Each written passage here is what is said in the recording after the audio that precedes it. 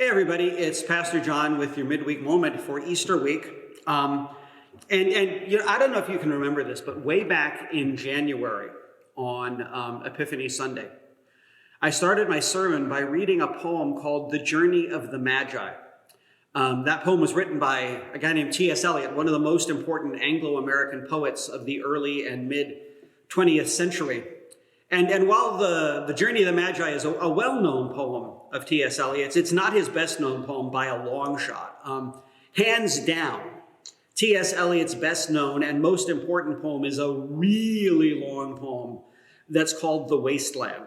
And I mention that because The Wasteland begins with a line that I think a lot of people sort of agree with at this time of year. Because T.S. Eliot's great poem, The Wasteland, begins with a line that says that April is the cruelest month.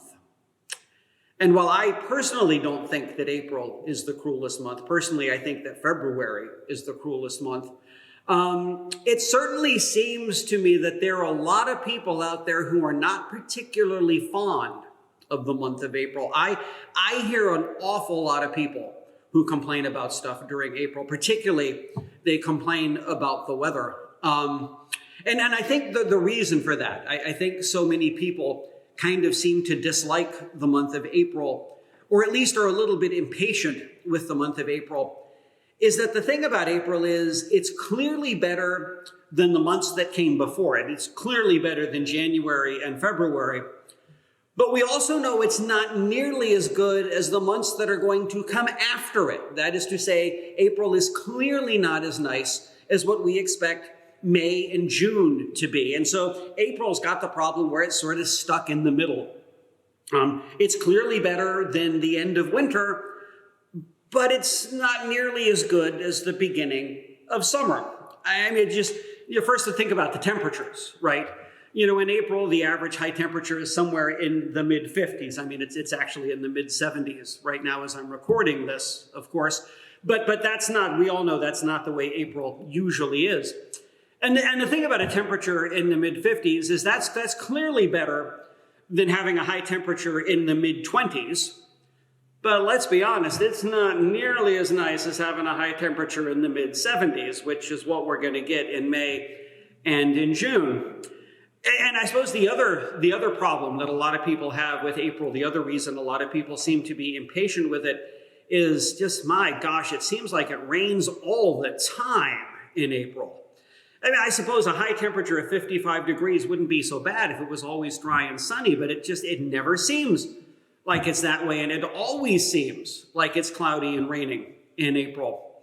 So, you know, like I said, I think April's problem is just stuck in the middle. You know, it's clearly better than winter, but it's not as nice as summer. And so there are a lot of folks who just want April to be over and done with so they can get on to May, I think. But if you will allow me to disagree with the multitudes for a moment, I actually kind of like April. In fact, April is one of my favorite months of the year. And it is so for one very specific, particular reason.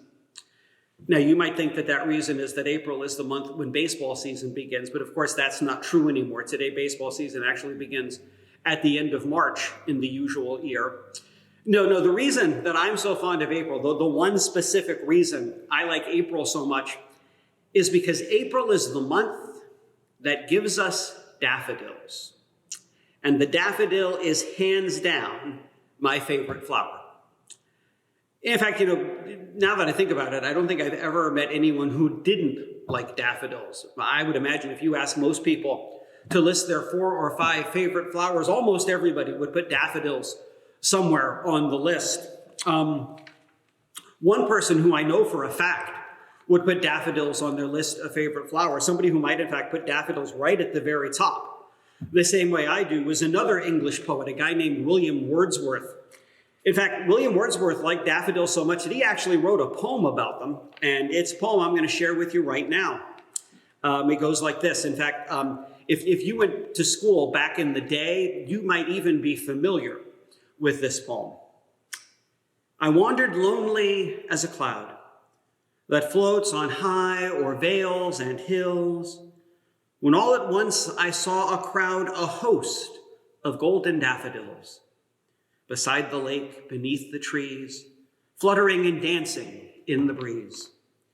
Continuous as the stars that shine and twinkle on the Milky Way, they stretched in never-ending line along the margin of a bay. 10,000 saw I at a glance, tossing their heads in sprightly dance. The waves beside them danced, but they outdid the sparkling waves in glee.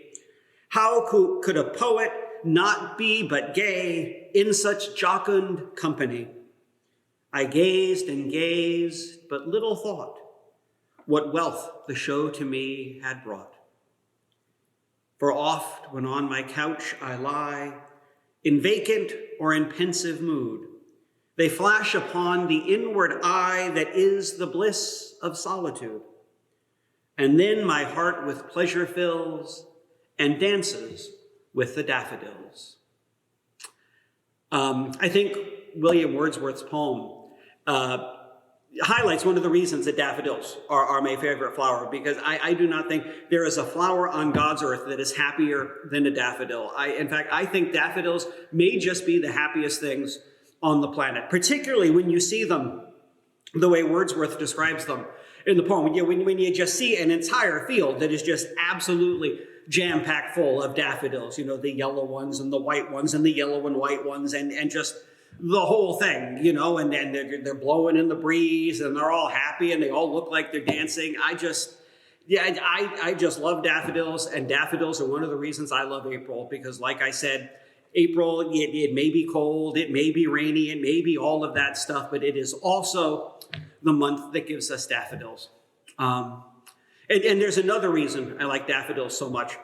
I think the second reason I'm so fond of daffodils is because not only are they such a happy flower, but they're also sort of the first real flowers of the year.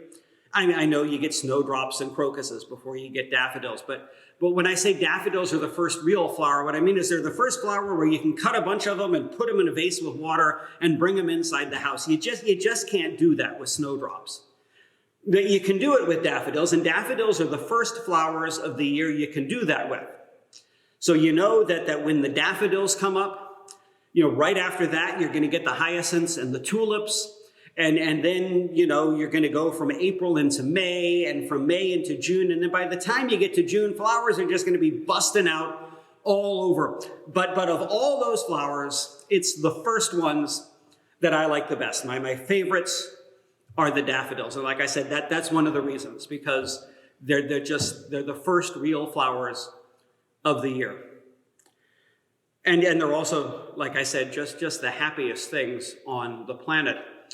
In fact, it may be that if you're one of those people who gets sort of frustrated with April, if you just wish it would be over so that you could get on to May and June, or if you're somebody who's just going through a difficult time right at the moment, whatever the reason is, let me give you a little bit of advice. What you need to do is you need to go out and see yourself some daffodils. Just go out somewhere and find yourself a big field of yellow daffodils and just sit and look at those little suckers, and I guarantee you that you will feel better. You will feel better about yourself. You'll feel better about the world around you. You may even believe that someday it is all going to work out all right, because that is the power of the daffodil. So like I said, if you're feeling a little bit down, either because it's April or because of something else, go find yourself some daffodils. You'll be glad you did.